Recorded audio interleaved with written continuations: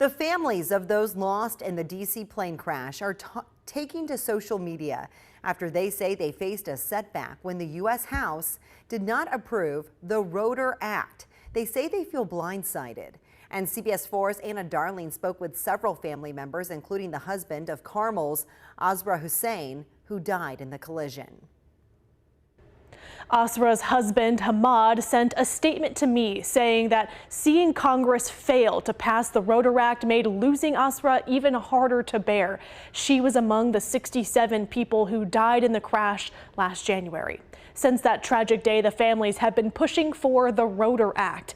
It would have required all aircraft flying around busy airports to have locator surveillance systems called Automatic Dependent Surveillance Broadcast Systems, also called ADSB.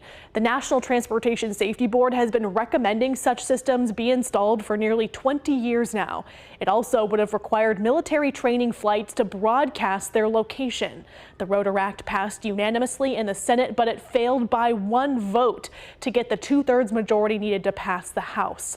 Doug Lane lost his wife and son in the crash. He was in the House gallery with other victim family members and with the NTSB chairwoman when that vote came down. There were a lot of tears, a lot of hugs, and just a lot of disbelief, both in terms of the people that were there who voted against this, including many people from states like Indiana, where we had passengers on the flight. They voted against their passengers, their constituents, which was just unconscionable. 5 of Indiana's Congress members voted against the Rotor Act. I reached out to Congress members Rudy Yakam and Aaron Houchin about why they voted against it.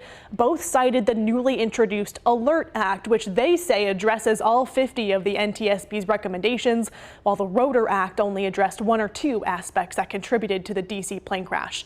Lane says the ALERT Act is not supported by the families. The NTSB quickly came out and refuted that and said it does not, in fact, actually address their recommendations thoroughly. And in particular, that topic of ADSB and collision avoidance, rather than writing it into law, which is what the Rotor Act does, it kind of kicks it to what's called a negotiated rulemaking committee at the FAA. Asra Hussein's husband Hamad said in the statement to me that the misinformation regarding the Rotor Act and the ADSB technology is especially hurtful, and he will continue to advocate for that technology for the protection of all future people who fly. He did make sure to thank Congress members Victoria Spartz, Andre Carson, and Frank Mervin for their support of the act. Reporting in studio, Anna Darling, back to you.